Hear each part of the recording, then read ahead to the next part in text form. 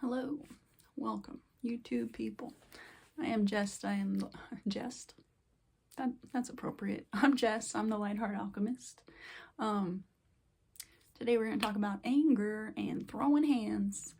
I don't know how trigger warnings are supposed to work, so trigger warning, domestic violence, and abuse, I guess. Sorry, I don't know how to do that. Anger, I've discovered, or I had discovered when it was true, for a long time it was the most easily accessible emotion for me. And I'm guessing that has something to do with emotional neglect and, anger being the most appropriate emotion to express as a child. A bit more assertive and in your face than I'm sad and crying. So probably got the most response out of the adult figures in my life. So anger has always been super accessible for me. And yeah, I said this before, but I used to be notorious for putting holes in the wall. I'm sure it was cathartic in some sense. I'm guessing it also had something to do with like having some sense of control, of retribution or vengeance, excuse me. Being able to see in the physical some response to what I was feeling and, pay back to whoever wasn't paying attention. So yeah, I grew up in a house with domestic violence, and that had, I'm pretty sure, a big part in teaching me that you can hit the people who love you and they will still love you. That's not good. I shout out to Brittany. In high school, I had a best friend named Brittany, and I used to hit her. Yeah, not great. I think one day she was like finally sick of it. She was like, I don't want to go do this thing with you because I know you'll hit me. And I really had to learn, like, okay, one, don't hit people. And two, it's not a good expression of anger. It's not right to take your anger out on other people. That's a lesson I learned later on, pretty recently, probably. But yeah, I had to unlearn that you could hit people. Like me and my brothers, I've got 3 brothers. 2 of them were only friends when it came to like bullying me. One of them would tease the shit out of me and he'd go, "Duh, duh, duh." I could not handle that. And then when I'd go retaliate, then my older brother would come in with the physical violence. So that was fun. What the fuck was I talking about? Yeah, we used to hit each other. That's not acceptable. Don't put your hands on people. You should not be, touching any other person in a way that is not, consensual and done out of love or, some mutual agreed upon thing. Don't hit people. You have no right to put your hands on anybody. If you and your partner have an agreement about, doing stuff in the bedroom, that's one thing. But you should not be putting your hands on people for any reason, in any case, especially out of anger. That's a thing you should know.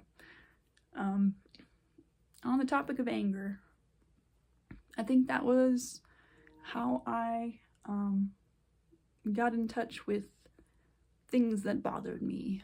It was the easiest emotion for me to study because I was the most familiar with it.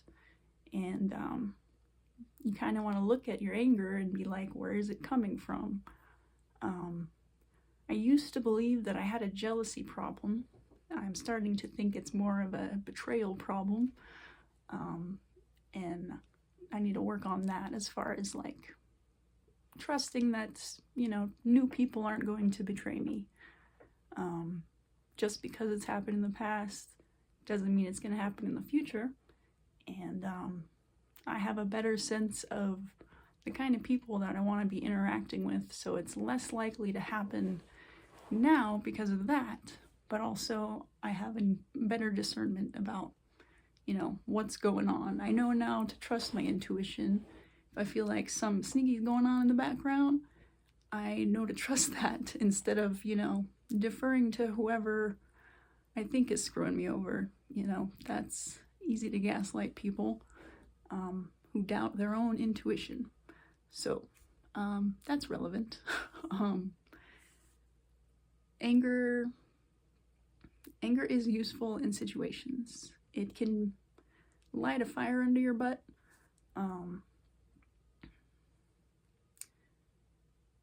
You can use it as fuel for things, but definitely don't be opening up that can of whoop ass on any people. If you get angry about something, please sit with yourself and dig into that and why that is, where that's coming from, and determine, you know, if this is something that you need to talk to this person about, or if it's something internal that, you know, that you're struggling with, that you want to let go of. Inner wounding, yeah. Figure it out for yourself first before you start yelling at somebody. Yeah. Let's see, do I have anything else? I guess I liked anger. I don't know if I liked it. I had rage as a child. It made me feel like I had a sense of power in situations where I felt powerless. And I think that's pretty common for people. It's easy to get into an angry state and try to assert your dominance in situations where you feel powerless. So, please recognize that you are not always powerless. I'm thinking of like being a kid and, you know, very upset. Adults tell you to go to your room and you won't. And they pick you up and carry you there. That, I just remember, it's just a shitty feeling. Complete powerlessness and inability to exert your will in your own life. And anger made it possible, made me feel like I had something. Retaliation, revenge. I am an adult now. So I don't need to live in that state. I don't need to be angry, and I don't need to have barriers up to protect myself and keep people out. I have developed discernment about the kinds of people that I want to interact with, and, you know, the people I align with. So, yeah. Anger is a call to action, but please, first and foremost, make that action be reflection. The whole healing journey is about reflection and hermiting. And I'm just gonna say this, if you can't hermit and spend time to yourself and look inward, you're gonna have a hard time healing anything, because most of the work is gonna be in hermit mode. When you're by yourself, when you're not depending on other people to help regulate your emotions, when you're really digging into your own problems and your own self. So, yeah. I remember my Aunt Kathy, when I lived with her, they had set up a tetherball in the background, or in the backyard. And they were like, whenever you're feeling angry, just go out and wail on that. And like, you know, it's good to have healthy outlets for anger when you can't do anything about it.